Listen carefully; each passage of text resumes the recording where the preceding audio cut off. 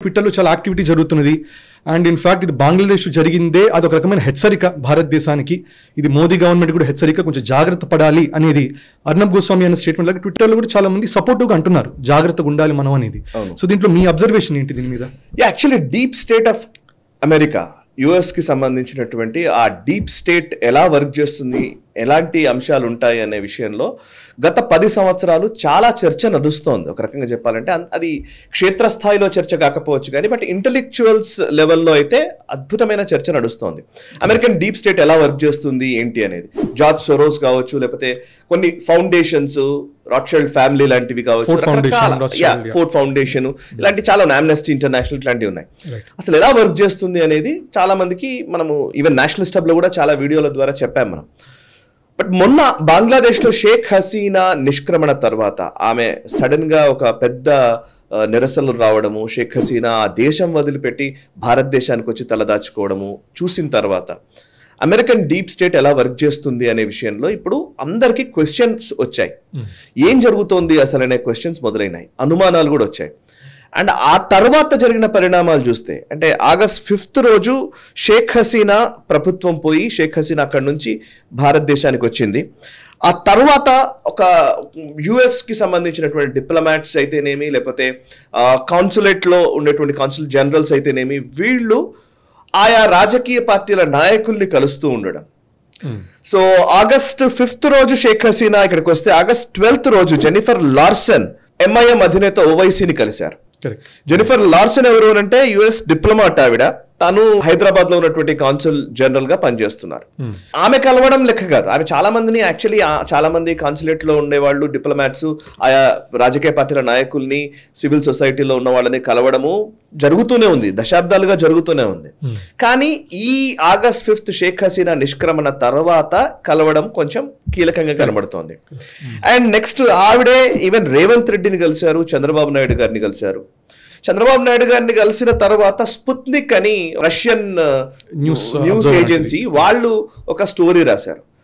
Russian media outlet నుంచి వచ్చిన స్టోరీలో ఏముందంటే, చంద్రబాబు నాయుడు గారిని ఇన్ఫ్లుయెన్స్ చేయడానికి ప్రయత్నిస్తూ ఉన్నారు, కొంచెం చర్చెస్ ద్వారా, ఆంధ్ర బాప్టిస్ట్ చర్చ్ ద్వారా ఇన్ఫ్లుయెన్స్ చేసి ఆయన్ని ఎన్డీఏ కూటమి నుంచి బయటకు తీసుకురావడానికి ఒక ప్రయత్నం జరుగుతోందని రష్యన్ మీడియా ఏజెన్సీ రాయడం. అదే టైంలో ఈవెన్ ఆగస్ట్ 26th రోజున ఒమర్ అబ్దుల్లాని యుఎస్ డిప్లొమాట్స్ కొంతమంది కలిశారు.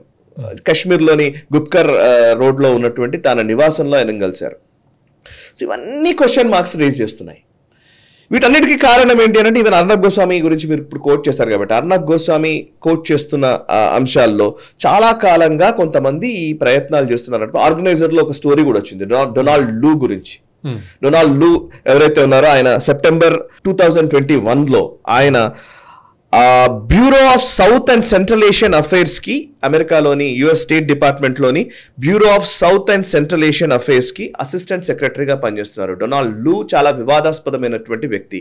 ఈ సౌత్ అండ్ సెంట్రల్ ఏషియా బ్యూరోకి సంబంధించి చాలా దేశాలు ఉన్నాయి. అందులో ఆఫ్ఘనిస్తాన్, కజకిస్తాన్, ఉజ్బెకిస్తాన్ ఇట్లాంటివి ఉన్నాయి. అందులో పాకిస్తాన్, బంగ్లాదేశ్, శ్రీలంక, ఇండియా కూడా ఉన్నాయి. సో పాకిస్తాన్ లో ఆల్రెడీ రెజ్యూమ్ చేంజ్ జరిగింది. ఇమ్రాన్ ఖాన్ డైరెక్ట్ గా డొనాల్డ్ లూ పైనే ఆరోపణలు చేశారు. ఎవరైతే ఆ వ్యక్తి ఉన్నాడో ఆ బాధ్యుడు, డొనాల్డ్ లూ వల్లనే నా ప్రభుత్వం కూలిపోతుంది, నన్ను అనవసరంగా నన్ను ఇబ్బంది పెడుతున్నారు, అసలు నా ఎలక్షన్స్ కూడా నేను గెలిచినా కూడా నన్ను అరెస్ట్ చేస్తున్నారు అని చెప్పేసి డైరెక్ట్ గానే ఆరోపణలు చేశాడు ఇమ్రాన్ ఖాన్. సో డొనాల్డ్ లూ సేమ్ బంగ్లాదేశ్ లో అదే రిపీట్ అయింది. ఓకే, అండ్ శ్రీలంకలో కూడా అట్లాంటి రెజ్యూమ్ చేంజే జరిగింది. సో పాకిస్తాన్, బంగ్లాదేశ్ అండ్ శ్రీలంకలో సేమ్ రెజ్యూమ్ చేంజ్ జరిగింది. ఇప్పుడు భారత్ లో కూడా జరుగుతుందా అన్న అనుమానం నేపథ్యంలోనే ఇప్పుడు ఈ చర్చ అంతా మొదలైంది. సో అమెరికన్ డీప్ స్టేట్ చాలా గట్టిగానే పనిచేస్తుంది, దాంట్లో డౌట్ అక్కర్లేదు. ఇన్ఫాక్ట్ ఇది ఇంత ముందర కూడా చూస్తే, ఇది కొన్నాళ్ళ నుంచి స్ట్రింగ్ ఛానల్, దాంట్లో స్ట్రింగ్ వినోద్ గారు ఆయన అంటూనే ఉన్నారు. ఇప్పుడు ఫైనల్ గా ఆయన ఛానల్ బ్యాన్ అయింది. సో బ్యాన్ అవడం వల్ల కూడా ఇప్పుడు ఈ మధ్య మన యూట్యూబ్ లో ఎక్కువ చూడలేకపోతున్నాము.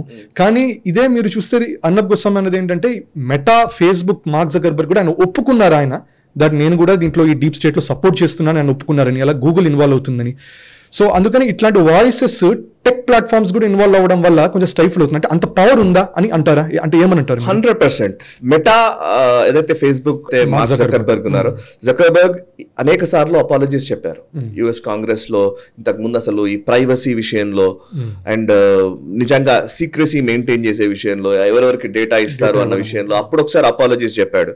ఇప్పుడు మొన్న కూడా రిపబ్లికన్ దానికి సంబంధించి కాంగ్రెస్ లో చేసినటువంటి దాంట్లో నేను డైరెక్ట్ గానే స్టేట్ గవర్నమెంట్ కి, ముఖ్యంగా గవర్నమెంట్ కి మేము చాలా డేటా ఇచ్చామని చెప్తూనే మేము వాళ్ళు చెప్పినట్టుగా చేశామని కూడా ఆయన ఒప్పుకున్నాడు. సో మనం గ్లోబల్ రౌండ్ అప్ లో దీని గురించి చర్చించాం. సో గూగుల్ కానివ్వండి, మైక్రోసాఫ్ట్ కానివ్వండి, ఏవైతే పెద్ద టెక్ కంపెనీస్ ఉన్నాయో, ప్రపంచాన్ని శాసిస్తున్నటువంటి టెక్ దిగ్గజాలు ఏవైతే ఉన్నాయో, ఇంటర్నెట్ లేకపోతే దీన్ని బేస్ చేసుకుని కంప్యూటర్స్ ని, ఈ ఐటీని బేస్ చేసుకుని చేస్తున్నారో, వాళ్ళు డైరెక్ట్ యాక్సెస్ టు పెంటగాన్ డేటాకు సంబంధించి ఉంటుంది. దీంట్లో ఏం డౌట్ అక్కర్లేదు. మన దేశంలో ఫ్రీడమ్ గురించి, ఈ సీక్రెసీ గురించి మాట్లాడతారు కానీ ఇప్పుడు మన దగ్గర ఆధార్ కార్డు రావాలంటే ఆధార్ అనగానే డేటా చౌర్యం జరుగుతుంది, మా డేటాని, సామాన్య ప్రజల డేటాని గవర్నమెంట్ కి ఎలా ఇస్తారు అని చెప్పేసి మాట్లాడతారు. ఈవెన్ మనం అప్పుడు కోవిడ్ టైంలో కూడా కోవిన్ యాప్ తీసుకొస్తే అప్పుడు కూడా ఇదే గొడవ, సీక్రెసీ విషయంలో అది మాట్లాడారు. కానీ మనం ఈ రోజు మెయిల్స్ కానీ మెసేజ్, మీరు ఇంకా టెక్నాలజీ ఎక్స్పర్ట్ కాబట్టి మీరు ఇంకా క్లియర్ గా చెప్పగలుగుతారు. మనం ఈ రోజు ఫేస్బుక్ లో, సోషల్ మీడియాలో మామూలుగా వాడుతున్న ప్రతిదీ పెంటగాన్ యాక్సెస్ చేయొచ్చు. అంటే ఇప్పుడు ఇన్స్టాగ్రామ్ లో పెడుతున్నారు కదా, నేను ఈ బజ్జీ, ఈ జిలేబీ, ఈ బండి మీద ఇక్కడ తింటున్నానని కూడా ట్యాగ్ చేసి మరి ఫ్రెండ్స్ ని పెట్టి మరి ఇప్పుడు మొత్తం అందరూ పబ్లిష్ చేస్తున్నారు. అది ఇన్స్టాగ్రామ్, ఫేస్బుక్ ఆల్రెడీ మీ ఫేస్ డీటెయిల్స్ ఉంది, మీ పర్సనల్ డీటెయిల్స్ ఉన్నాయి, మీరు ఏం తింటున్నారు, ఎక్కడికి వెళ్తున్నారు, ప్రతిదీ ఉంది వాళ్ళ దగ్గర. కానీ ఆధార్ కార్డ్ ఆఫ్ కోర్స్ అది మళ్ళీ ప్రైవసీ, అది ప్రైవసీ. సో ఇప్పుడు నేను మీరు అడిగిన దానికే టెక్ కంపెనీస్ ది ఒకసారి నేను ఊరికి రెవెన్యూ తీసానండి. యాక్చువల్లీ భారతదేశపు పూర్తి రెవెన్యూ, మనం ఒక దేశపు బడ్జెట్ లో మనం చెప్తున్నటువంటి నంబర్స్ చూస్తే మనకు భారతదేశానికి వస్తున్నటువంటి రెవెన్యూ ఎంత అని అంటే, రెవెన్యూ ఖర్చు అదే కదా లెక్క, రెవెన్యూ చూస్తే 27 లక్షల కోట్లు సుమారుగా అంటున్నారు. బట్ ఒక మైక్రోసాఫ్ట్ సంవత్సరపు రెవెన్యూ 19,60,000 కోట్లు. సో మనది 27 లక్షల కోట్లయితే భారతదేశపు మొత్తపు రెవెన్యూ 27 లక్షల కోట్లయితే ఒక్క మైక్రోసాఫ్ట్ సంవత్సరపు రెవెన్యూ 19,60,000 కోట్లు. అండ్ గూగుల్ 24,40,000 కోట్ల రెవెన్యూ. దాదాపుగా మన దేశానికి ఎంత ఉంది అంతే, దేశానికి ఒక దేశం మొత్తానికి వచ్చే రెవెన్యూ ఒక కంపెనీకి వస్తుంది. అట్లాంటి కంపెనీలు, దిగ్గజ కంపెనీలు ఇంకెన్నాయో మీరు తెలియని అవసరం లేదు. చాలా కొన్ని వందల వేలాది కంపెనీస్ ఉన్నాయి. అవన్నీ కూడా ఎక్కువ యూఎస్ లోనే ఉంటాయి. అవన్నీ చూసినా ఇవన్నీ కూడా యాపిల్ కానివ్వండి, ఎన్నో కంపెనీస్ చూస్తే సో అన్ని యుఎస్ లోనే ఉంటాయి. అండ్ వీళ్ళందరూ దేనికి లింక్ అయి ఉన్నారు అంటే డీప్ స్టేట్. ఆప్షన్ ఉండదు కదా వాళ్ళకి, ఆప్షన్ లేదు. అమెరికన్ గవర్నమెంట్ ఒక లెక్క, గవర్నమెంట్ ని కూడా నడిపించే డీప్ స్టేట్ ఒకటి ఉంది. వరల్డ్ ఎకనామిక్ ఫోరం లో ఉండేటువంటి దిగ్గజాలు కావచ్చు, ఇప్పుడు జార్జ్ సోరోస్ లాంటి వాళ్ళు కావచ్చు, ఒమిడియర్ ఫౌండేషన్ కావచ్చు, లేకపోతే అమ్నెస్టీ ఇంటర్నేషనల్ కావచ్చు, ఇట్లాంటి ఫౌండేషన్, ఎన్నో ఫౌండేషన్స్. ఇది డీప్ స్టేట్. యాక్చువల్లీ వీళ్ళందరికీ లింక్ అయి ఉన్నారు. డిఈఐ అని ఈ మధ్య కాలంలో ఎక్కువగా వింటున్నాం, డైవర్సిటీ, ఈక్వాలిటీ అండ్ ఇంక్లూజన్ అని. సో వాళ్ళ రేటింగ్స్ ఇవ్వడం కానివ్వండి, ఫండింగ్ ఏజెన్సీస్ ఎట్లా ఇవ్వాలి అనే దాని విషయంలో కానివ్వండి, ప్రతి దానికి, కల్చర్ కి, సోషల్ ఇష్యూస్ కి, పాలిటిక్స్ కి, ఎకానమీకి, అన్నింటికీ లింక్ చేసి నడుస్తున్నటువంటి ఒక డీప్ స్టేట్ రన్ చేస్తోంది. సో ఇప్పుడు మనం కొట్లాడుతున్నది ఎవరిపైన? మనం అంటే భారత ప్రభుత్వము, నరేంద్ర మోదీ గారు ఎవరికి వ్యతిరేకంగా పోరాడుతున్నారు? కొన్ని వందల వేల లక్షల కోట్ల రూపాయల్ని అదే పనిగా రెజిమ్ చేంజ్ చేయడానికి, ఇక్కడ ఉన్న మనుషుల్ని నిర్దేశించడానికి చేస్తున్నటువంటి ఒక ప్రయత్నంలో నరేంద్ర మోదీ కొట్లాడుతున్నారు. సో అది భారతదేశం పోరాడుతున్నట్టుగా. ఈ వీడియో మీకు నచ్చినట్టయితే లైక్ చేయండి, 10 మందికి షేర్ చేయండి. అలాగే కామెంట్ల రూపంలో మీ అభిప్రాయాలను మాతో పంచుకోండి. Nationalist hub group of channels ను సబ్స్క్రైబ్ చేసుకుని తెలుగునాట జాతీయవాద జర్నలిజాన్ని ప్రోత్సహించండి. ఈ వీడియో కింద ఉన్న బెల్ ఐకాన్ పై క్లిక్ చేయడం మర్చిపోవద్దు.